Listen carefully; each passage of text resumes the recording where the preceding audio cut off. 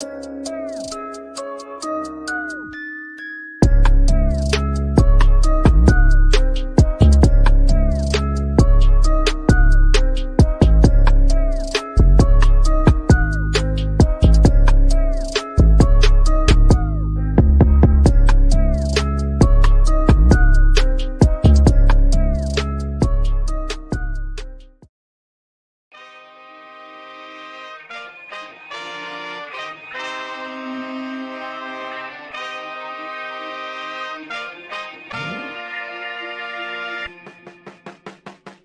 Oklahoma City Thunder select Chet Holmgren from Gonzaga University.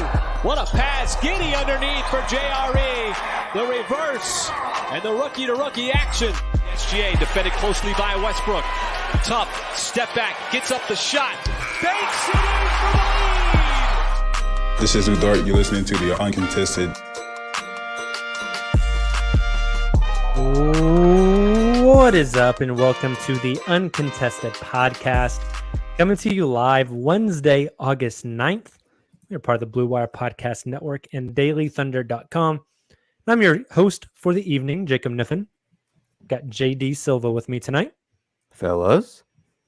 I've also got Tayler Peterson. I am here. No real fun intro tonight. Not a whole lot going on. We're here. We did have some FIBA, what do you call it, like a friendly match today leading up to the FIBA World Cup. Yeah. So we can dive into a little bit of that. We'll talk some Thunder roster rotation ideas tonight. Besides that, anything going on, guys? I'm waiting to be able to play Baldur's Gate 3, and I'm watching a bunch of movies. I watched Terminator 2 for the first time the other day, and it was fantastic. For the first time? Yeah. First time. Nice. That surprises me. It's very good. Silva and I's and Kamiar Silva and I's favorite soccer team starts playing soccer this weekend. Yeah, Football, nice. to be spending a lot of money. Technically correct. Yeah. Yeah, we better get Casado. I know. We'll see. Anyways. Yeah. This isn't London is Blue. Fellow Blue Wire family podcast member, by the way. True. That's so Chelsea strange. podcast. They And didn't cool. have us on as Yeah. guests. Bring us on, damn it. I thought about getting on here and spreading some more of my anti-Paramore propaganda, but apparently I triggered half roasted for of that. Twitter.com. And Silva roasted you for it. I'm I sorry. agreed with you on it. You paying for X Premium? Yeah, that's like it's like the OnlyFans of Twitter. So no. Yeah. The Uncontested's X Premium. That's so stupid. Yeah, that sounds like an escort service. Yeah. Yeah. Yeah. My God. Hey, times are tough in the off season. If the X Premium subscription fee hit the bank account, I think my wife might divorce me. You might get a call from your bank too. Guys, our Yeah. slogan can be X gonna give it to you. My God. See, It's if Elon already was off smart, season all throughout. if Elon was smart, but he's not. Okay, let's he's talk. Team Canada played Team Germany today in Germany. I don't think Silva got to watch much of it. I had it on while working. I think Tayler did as well. I mainly listened, which is kind of hard when they're speaking in German. Yes, my got to big watch some during takeaway was the shot clock violation sound. Sounds like the fire alarm at a public school. Oh, It's like the worst sound in the world. I don't know what Everybody motivated was them to tweeting about use that, but it was horrible. Tayler, any thoughts from this FIBA friendly? I surprisingly, I do actually have some. I do think there is some Thunder related stuff to talk about here. The main ones being probably Shai and Lou. Believe it or not, the two players playing for Team Canada, but there was some fun stuff to actually break down for each of them. I think for Shai, the two things that really stood out to me was he got it going in the second quarter. I think he had 10 points in the second. Really was the only player for Team Canada doing anything at all. And honestly, I think kind of sparked their comeback there coming out of halftime with the way he played in that second quarter. Jacob and I talked a little bit about this via text, but there's just zero spacing on that starting the lineup that they had Shai with. Much less that Canada team in general. And so that obviously made things very tough. He was making some pretty tough baskets over Schroeder, who does do a pretty good job defending him because he's played against him and with him. I've noticed that even during the regular season, he's a smaller guard and kind of get up in Shai's grill. And not to mention, again, the lack of spacing that Team Canada provides.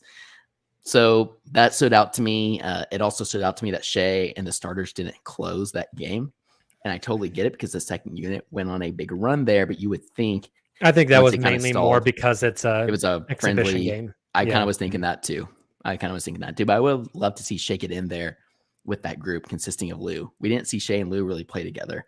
No. And that kind of leads me. Shai and Nickel play much together. Yeah. It was just first unit, second unit, and that was pretty much it. Which leads me to my final point in that I thought Lou Dort had an incredible second half. Really kind of sparked that comeback there all on his own. And then Nickel kind of continued it. And unfortunately, they came up short. But yeah, it was a pretty good showing for Shai in the first half and specifically the second quarter, and a very good showing for Lou there in the fourth. Yeah. Shai just had to get really tough buckets because, like you said, there was no spacing. Did have a really nice backdoor cut and layup, which I thought, man, if that's not Kelly Olynyk and that's Josh Giddey throwing that backdoor pass instead, that's like free points, like every time down the court. But the spacing was just, like you said, Tayler, really bad. I watched one half of Canadian basketball, and I thought, I sure hope no Rockets fans are watching this because they're probably on suicide watch and throwing up right now after seeing Dylan Brooks play. I didn't realize Dylan Brooks was Canadian. I watched Dylan Brooks like almost lose the ball in the dribble like 3 times and force a airballed layup with like 20 seconds left on the shot clock. It was just horrible stuff. Just the basketball IQ is just very low. Man, I just don't think he's good. That's really tough. So starters on Canada, it's SGA, Jamal Murray.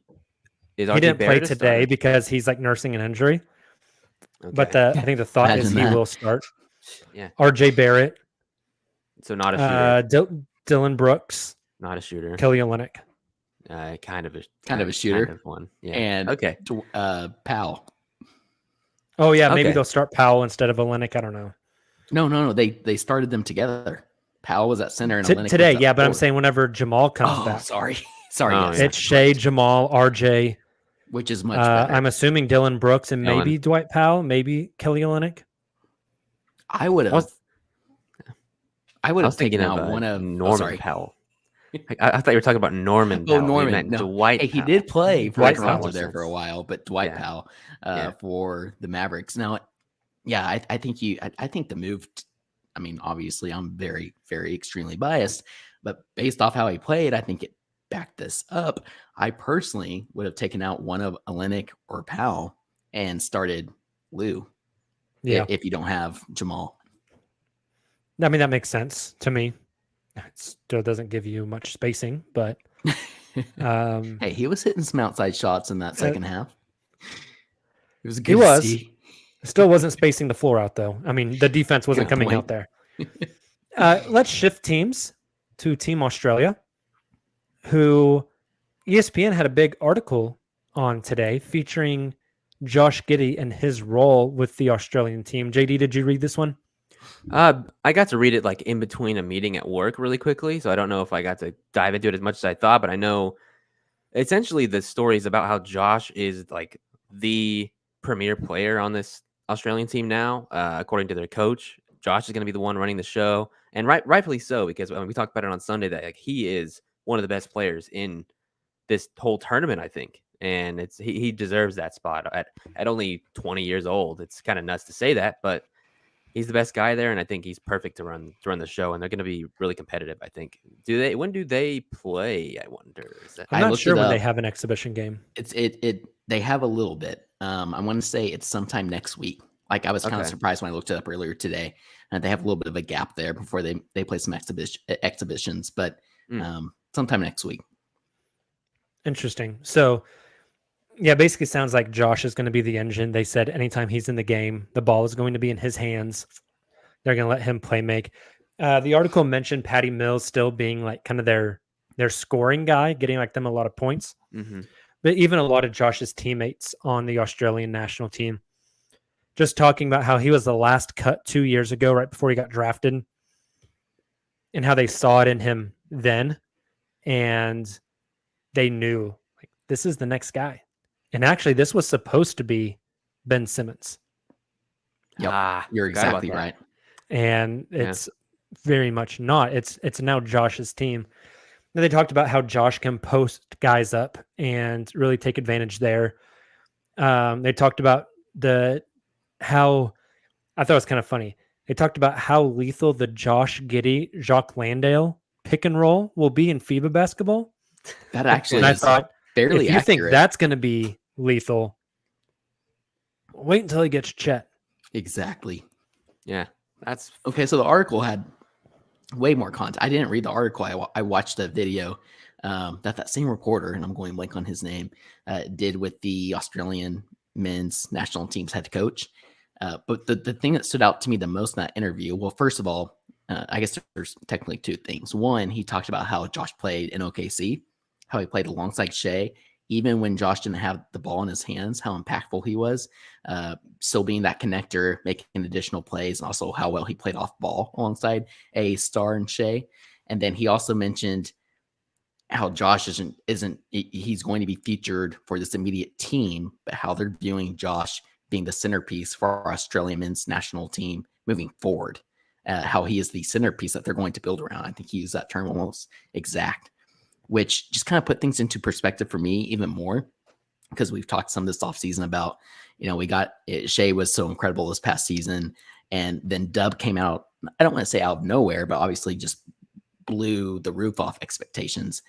And then Josh was just like, yeah, we kind of expected Josh to do that. But then you like actually look at the numbers and how incredible he was, how well he fit with those two players specifically, how excited we are about him with Chet moving forward. And like, there's just so much untapped upside still for Josh. His home country's national team is considering him the centerpiece of that national team moving forward. I think that's really exciting if you're a Thunder fan.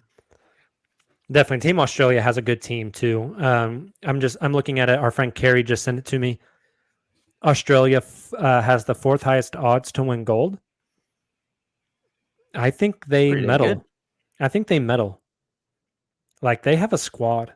Jock Landale, Josh Giddey, Matisse Thybulle, Josh Green, Patty Mills. Like they have a really fun lineup. So really excited to watch them play. I also think Josh getting to run Team Australia has the opportunity to be like a really big springboard going into next season, which will be really nice.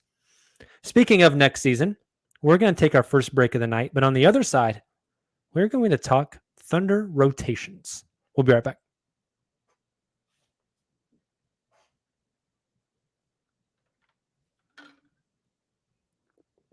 And we are back. Gentlemen, lots of talk about the Thunder roster, how they have too many guys. Who are they going to cut? Don't want to have that conversation. We've already done it. Doesn't make sense to do it again until something more substantial happens. I did think, though, that tonight, instead of talking roster cuts, we could talk the rotation, let's say like in December, after things kind of get ironed out a little bit. I'm thinking about 10 guys. Like I know that Coach Dagnall's going to play 12, 13 guys. There's going to be some nights where it's like a 12, 13 man rotation. Some nights it's 9, 10 man rotation. Everyone's going to get an opportunity. But I'm saying when push comes to shove, if they had to get their rotation down to 10 guys, who are those 10? So before we do this exercise, I pulled some stats from last year. The top 10 players on the Thunder in games played last year. This is in order. Josh Giddey, J-Dub, Lou Dort, Isaiah Joe, Aaron Wiggins, SGA, Trey Mann, Kenrich Williams, Jay Will, and Jeremiah Robinson Earl. Okay, 10 guys there. If we sorted it by minutes per game, some of those players get moved around, specifically Poku would get up in there. And I think we'd all agree Poku was like part of the rotation until he got hurt. Yeah, firmly. And that kind of changed up the rotation a little bit. This year, though, a lot of new faces. A lot of guys made jumps. A lot of guys kind of fell behind last year. I think the 10-man looks a little bit different going into next season. Agreed. So instead of us just naming 10 guys that we think are going to play, I wanted us to draft the 10-man rotation. And I want to try to do it in order of like if health isn't an issue. If health isn't an issue, games played in minutes per game. Yep. Does that make sense? Yeah. No, I like this a lot because I was thinking back on when we did this about this time last year, and I'm pretty sure we had like a Google Doc, and we went through and went through the roster and tried to assign minutes per game to each player. Mm-hmm. And we can do that again later this offseason because this is a little bit different. Yeah. Yeah. No, I like this. This is fun. Before we dive into it, any of those 10 names that were top 10 in games played last year that surprised you? JRE? Yeah, that one kind of jumped out. I don't know if they like, especially when he was injured. Yeah, right. That's the big one. I guess Isaiah Joe. I didn't realize he played that many. Yep, he was first, second, third, fourth on the team. Shai was sixth in games played last year. And Trey, I felt like Trey didn't play as many, but maybe he just kind of had played a lot early on. Yeah. Which I kind of had a refresher on that here over the past couple of weeks. Like he played quite a bit early on, and then he just unfortunately didn't kind of live up to the expectations after having a solid start to the season, and then fell out of the rotation accordingly. But it doesn't surprise me that he makes that top 10. I think it's not as much of a surprise as much as I see some very easy cuts here at the bottom of that rotation. And I see some that we're really going to struggle with, I think, going through this exercise. Yeah. That will be supplemented with some other players. Early on in this exercise, since we're going to go by what we assume is going to be like most games played down to least, most minutes played down to least, when we're going for a 10-man rotation, I think the top side is really easy. So we don't have to give a ton of explanation. But as we get deeper in, I think we're going to have some discussions. And so I would just encourage those. We'll snake draft this thing. If you're on the YouTube live stream, you can see that JD is on the far left. I'm in the middle. Taylor's on the far right. So that will be our order. It'll go JD, myself, and then Taylor. Perfect. And then Taylor, myself, JD. Cool. So JD, you are first up. Who is your first pick in the Thunder rotation? This one, fairly easy. I'm going to go with Shai Gilgeous-Alexander, our first team All-NBA guard. Think that's easy one. Yeah. Pretty difficult choice, you know? Yep. Put a lot of thought behind that one. Give me a second. I'm pulling this up real fast. Here we go. JD, last year, Shai played 68 games. You think he plays more? Oh, boy. 68's a pretty solid number. Pretty solid number. Honestly. I think if he does play more, it's not going to be by much. It's going to be 69. Because you want to keep him healthy, even. Yeah. Like, even if it's not anything serious, he's going to get bumped and bruised throughout the regular season. And he also 65. He also played 35 and a half minutes. It's a lot of minutes each game. It's a lot of minutes. Yeah. Hopefully that's more around like 33. I wouldn't be surprised if it's the same. I mean, I was going to say, I think when it's you're an All-NBA exact guy, same. you get the I think minutes. it's the same. All right, I am next up, and I will go Josh Giddey here. Okay, I was curious which of the two you were going to go. Last season, Josh led the team in 76 games played, only missed 6. He played 31 and a half minutes per game. God, I hope he plays 76 again because that means he's super healthy. That number's kind of high, so I wouldn't be surprised if it's a little bit lower than that. But I think the minutes between 30 to 33 minutes a game is correct for him. I think he is a massive integral piece for this team moving forward. I'm the one that's on record. If they get a second All-Star next year, it's Josh. I think Josh unlocks a lot for this team. I'm putting him number 2. I think that's the right answer. I like it a lot. And it's a good choice. This actually makes my next 2 pretty easy. I'm going to go ahead and announce them back to back. And then I think just kind of have one analysis for both picks. I'm going J-Dub, obviously, at 3. Okay. And then Chet at 4. Ooh, okay. That's and interesting. the reason I go Dub, obviously, before Chet, is because Chet's a rookie. There are injury concerns, although not anything like long term. He's injury prone. We know that's not the case given his basketball career. He's talked about this injury last year being his first major injury really that he's had in his basketball playing career growing up.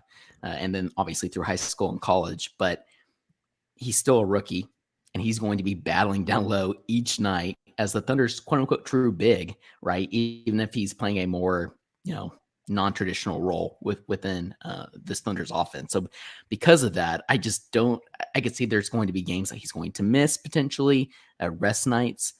I also think they're going to give him a little more rest just because this is his first full NBA season. And we know how that looked for Shai even. I think about Shai after the bubble season and the year before that, like he had some injuries. And like this last year was kind of his first full NBA season where he played the majority of, I shouldn't say the majority of games, but he played more games than he ever had since his rookie season, I believe. And so for all those reasons, I think Dub's obviously going to get more minutes than Chet, but I also think Chet's going to get a ton of minutes as a rookie because, he's an integral core piece of this roster moving forward. So that's why I have Dub 3 and Chet 4. Dub played 75 games last year. I hope that stays the same. I really He played 30 and a half minutes per game. And the games he missed were because of that freak injury. The smack to the very beginning of the season. Good point. What would you place if you had to place an over-under on Chet games played next year, Taylor? Oh, that's so hard. You put him at number 4, so it's got to be high. Yeah. I have a number I've thought of for that. But what about 60 and a half? I'm just assuming Chet's going to be healthy. Knock on wood again, but even then, like 60 and a half kind of feels low to me. 60 and a half would put him last year at 8th. Oh, okay. Behind Trey Mann. So I was right in that it feels low. If you wanted him at 4, the 4th guy in games played last year was Isaiah Joe at 73. Wow.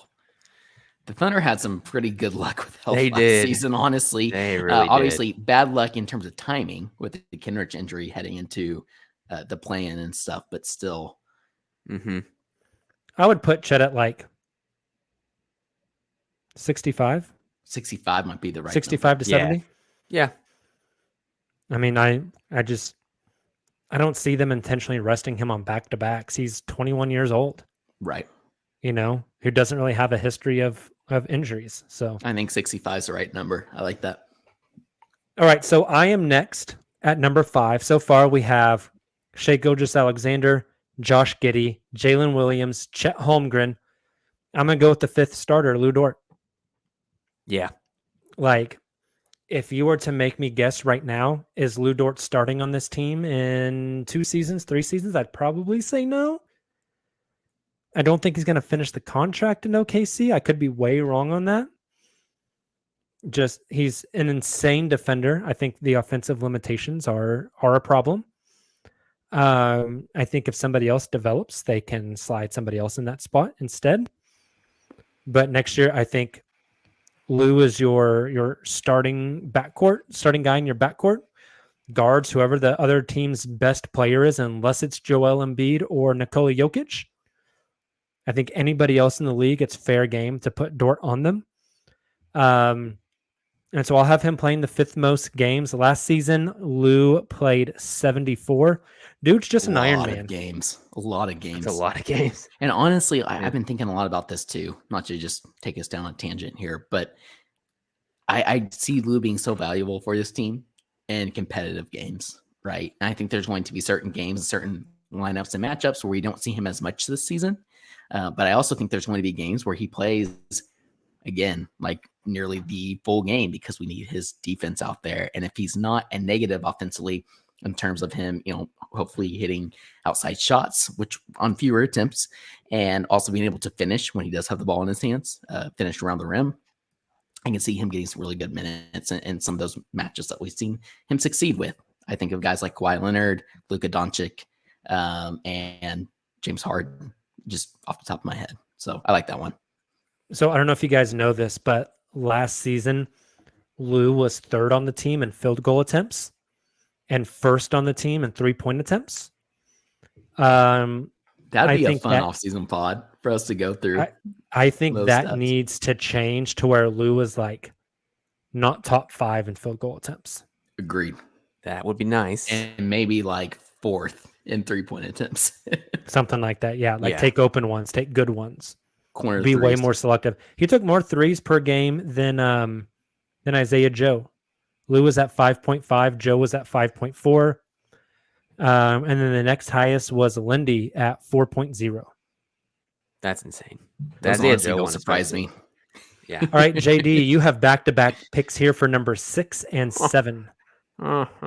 Okay. This is where it starts to get interesting, I think. It We've got the does, starters actually. out of the way. We've got the 5 starters. Yeah. So you're starting us with the bench here. You've put me in It's a tough. You've put me in an area where I feel deeply uncomfortable. And I'm not going to do what might be the most logical here. I'll tell you what. I'm going to go and take Kenrich Williams here first. Ooh. Okay. I just think he is like the forward off the bench who can play a ton of minutes. I think if anyone ever misses time, he's a pretty easy guy to slot in. You can play him like we saw. You can play him at center if you want. Just make him run around and be tenacious on the court. Just does it all. Has different hair now from what I remember, which is just brings a whole new element to this Thunder team. Speaking of different hair, you guys see Trey Mann? Mhm. Yeah, Cut it all all. off. Buzz New cut. Trey. New Trey. Yeah. Maybe Trace this next pick. Yeah, Trey 10K. Trey 10. Okay. So you got Kenrich Williams at 6. Got Kenrich at 6. I like that pick. And I hate what might happen here. And it's gonna be Mitchich. There you go. I think it's gonna be Mitchich. I could have taken Mitchich at 6th. Is that what I want as a fan and lover of this Thunder roster? No. But I think that might happen, especially I think it might happen. I just feel like he's been guaranteed playing time since he finally, came overseas. So pretty naturally, I think Silly Mitchich is going to be like the lead guard off the bench. And it troubles me deeply. Okay. So our top 7, Shai, Josh, J-Dub, Chet, Lou Dort, Kenrich Williams, Vasily Mitchich. We've got 3 left, guys. This is difficult. This is really difficult. I'm at number 8, and I don't know where to go. No, like- you could go a lot of ways. We have not chosen number 7 now on So the board tough. from last year. We still have the guys who played the 4th and 5th most games in Isaiah Joe and Aaron Wiggins. We still Yeah. have Jalen Williams on the board. We Oh, still good. have new rookie Cason Wallace on the board. We have the guy who started a ton of games last season in Alexei Pokashevsky until he got injured. We have Usman Jang, who had a great summer league. Does that translate? Is he ready to go? Aaron Wiggins, Isaiah Joe. It is I just tough. said those 2. Oh, did you really? Sorry. I don't know This- where to go with this one. No. Like, part of me wants to say Cason Wallace. But I don't think it's going to be Cason. Like, he's got the defense. He's tenacious. I think coach is going to like him, but he's a rookie. Yeah. The dream is this is Usman, that he's progressed so much that he's the 7th in the rotation, which would be insane. You want to talk about a guy that's versatile. I don't feel great about it. I know who you're going with. I'm going Isaiah Joe. Oh, Oh, I don't know. okay. I don't know who you're going with. I'm going Isaiah Joe. Isaiah Joe last year played in 73 games. And if you remember, he didn't really get any time until that Dallas game when he came in and just cooked American Airlines Arena, In won the 9 game for the minutes. Thunder. And then after that, he was a mainstay in the rotation. If you look at his totals for last year, dude took, trying to get this right, 394 threes for the Thunder. He made 161 threes. That is like drastically number 1. Number 1 on the team in made threes last year, Isaiah Joe at 161. Second was Lou Dort at 135. Anyone want to guess who 3 and 4 were? 3, 4, and 5 are all within 8 threes of each other. Do you guys want to guess who 3, 4, and 5 and 3-pointers made for the Thunder last year were? Who'd you say 2 was again? 2 is Lou. 1 is Isaiah at 161. 2 is Lou at 135. And then we have 81, 76, 73. Okay. Is SGA there anywhere? SGA is number 6. Oh, wow. Okay. I'm looking for 3, 4, and 5. In total 3-pointers made on the season. I don't think this is 3 or 4, but it's 5 Mike Muscala before he was traded. No, Mike Muscala would be number 8. Wow. This is insane. I don't think this is that hard. Really? Yeah, maybe I'm overthinking it. It's not. It can't be J-Dub. J-Dub is number 5 at 73. Oh, wow. Okay. That actually surprises me. Someone made 3 more than him. Josh? And Josh made 3 more than him. What? 76. Josh had more threes than Shai. Actually, Shai only had 58. thinking back on it, he didn't attempt that many threes. And then who's number 3 who made 81 threes? The biggest gunner on the team. The biggest gunner on the team? The guy that comes in and just pulls up from 3. I was thinking Isaiah Joe. Oh man, why am I going blank here? You said Lou already, didn't you? Yes, Lou is 2. So who's Isaiah's 1, Lou is 2, Josh is 4, J-Dub is 5. Who is number 3? Is it Trey? It's Trey Mann. I just didn't think he played in my head. He just I didn't didn't either. play enough I didn't for either. that. But I Played guess, 67 games, guys. yeah, That's I weird. guess and that is literally kind of Started kind in of all 5 he of did. them. Yeah. That's really weird. Ugh. What a weird. So I'm going Isaiah Joe at I'm 8. At number 8, simply for the floor spacing, the shooting. And we saw last year that he started to do a lot more with the ball in his hands. He could drive a little bit. He was taking charges. dunking. I don't feel great about it, but I think Isaiah Joe is number 8. So we've got Shai, Josh, Dub, Chet, Lou, Kenrich, Mitchich, Isaiah Joe. 2 left. 9 and 10 go to Tayler. Tayler, don't do them both at the same time, though. Give us one and then give us the other one. Okay. It just shows you how deep this roster really is. We talk too much about the roster crunch, but Cason Wallace, Wiggins, Jang, Poku, J. Will, Mann, JRE, all still on the board. And that's always. Did you say Cason Wallace? Guys. Yep. Yes. Yeah. Okay. So first, neither of us are listening to each other tonight, Jacob. I'm sorry. I was trying to count all the names you said. I missed that. Oh, one. sorry. Yeah. Wallace was first. So And also honestly- keep in mind we have 2 guards and a forward. Okay. So I don't know if that plays a role into your thinking. And do they play a big? Do they play a big wing? I had that line of thinking heading into this draft, and they took Cason Wallace. And so because of that, I'm actually going to stick to that lesson I learned come draft night. I think Cason Wallace will be then that next player for a lot of the reason you guys mentioned. Hope you're right. He's not going to always be game 1 of Summer League Cason Wallace when he's playing alongside Shai, Lou, Giddey, Dub, obviously. But I think Mark Daigneault is just going to fall in love with his defensive ability, specifically on the perimeter, his point of attack defense, but also his defensive IQ. I think something that is really huge and that stood out to me. He's one of those players that is able to anticipate a play in advance, which is something that Daigneault just absolutely eats up. Finds himself in the right places. I think he can communicate well on defense. And then offensively, I think he does fit really well with a lot of the guards that I mentioned. I understand he's not really a wing, but we're going in terms of like quote unquote height, but that wingspan, the role he's going to play with this team, I think he'll be interchangeable with some of these wings. And so just all they invested with Cason, I think he is going to be next here.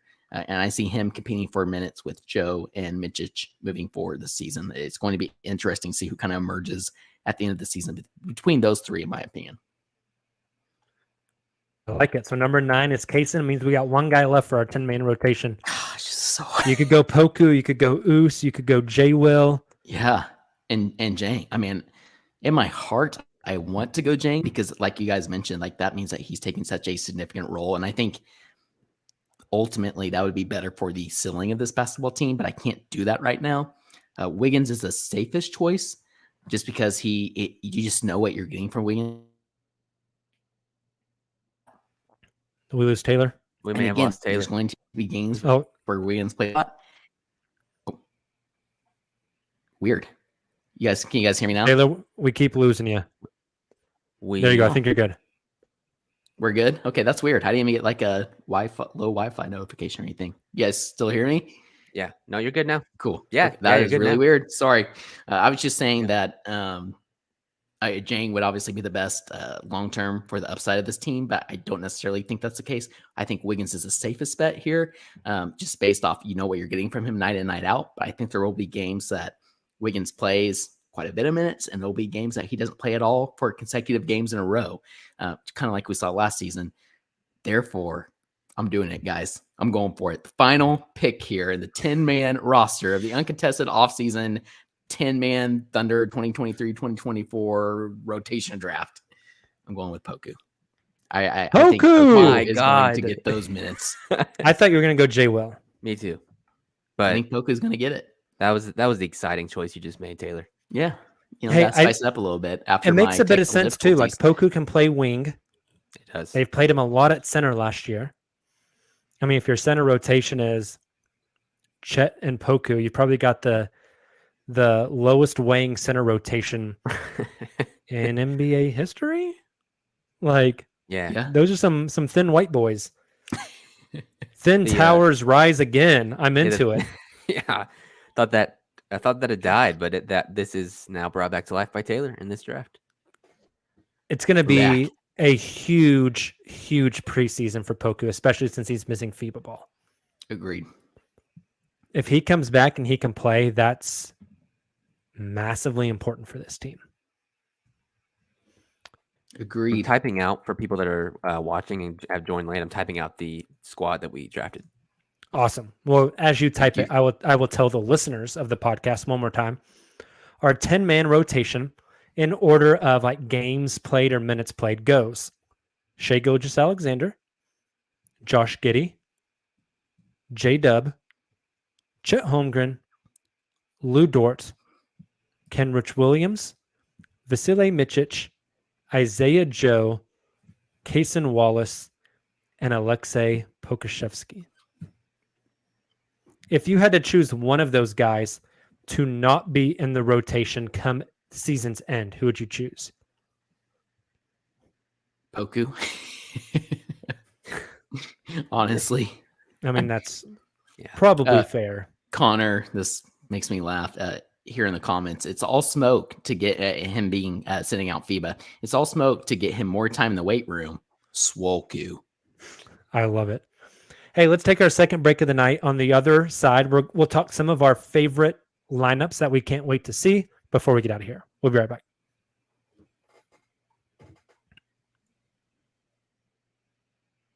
And we are back. All right, gentlemen, we have our 10-man rotation. Now I want to ask you guys, and you can go beyond the 10 that we picked.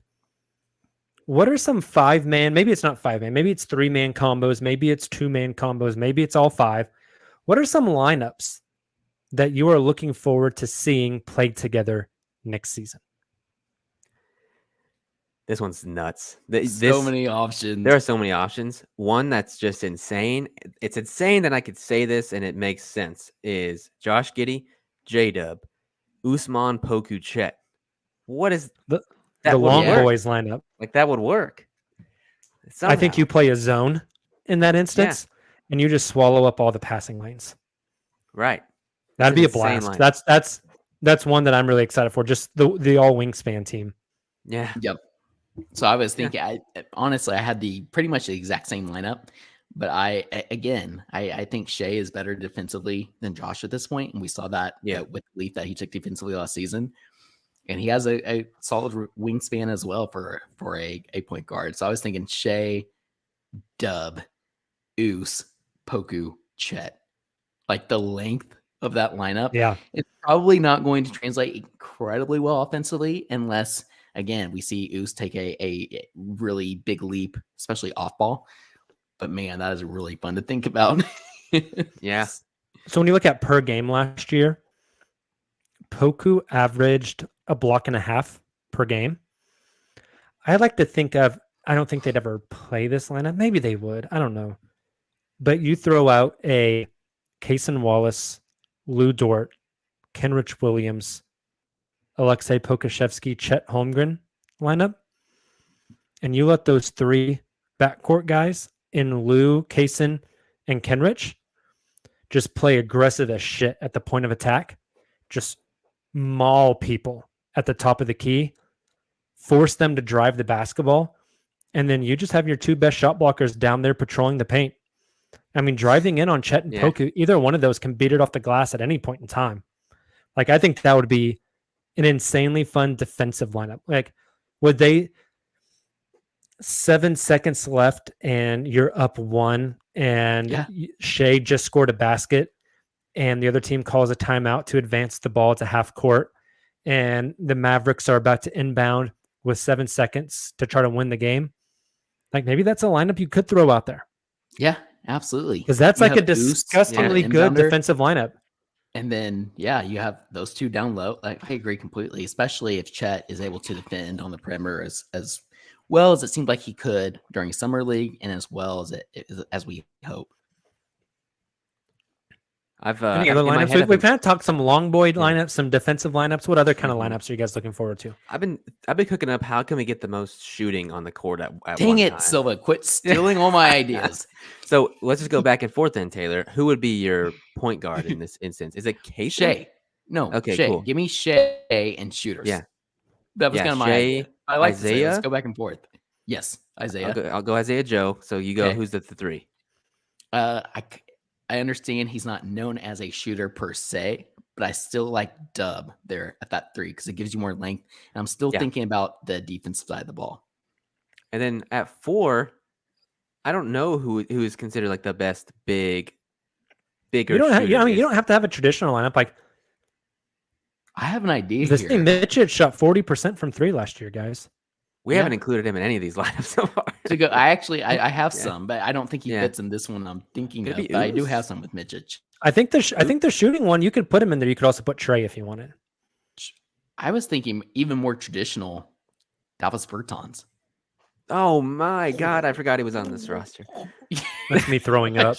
I need a GIF of that. So like you make GIFs instead of probably just sound bites. That one's wild. That reminds me of something. Give me Bertans, Jacob. And then Chet. I'm all That's in. excellent. Now, I understand you could absolutely substitute Bertans for a Mitchich, assuming he continues to shoot well, or Cason, catch and shoot. But that is, that's pretty fun. That's a fun shooting one. What about a lineup that's like you have Shai, Josh, Mitchich, and Dub. And then you can throw out whoever else you want. But just having 4 guys that can all play primary point guard and all 4 guys that can have the ball in their hand and make a play. That was the next one I was going to go with. And then that reminds me of like the Shai, Schroeder, CP3 lineups. Where it's just like 3 guys where that's a good point. Any of them could ISO, any of them could make a play for somebody else. But you could do that like to such an insanely high level. Yeah. And all those guys are smart. They can all cut off ball and all of them can hit the backdoor pass. Like that could be a really fun lineup. You know what's cool is that Chet fits in all of these that we're listing. Yes, right.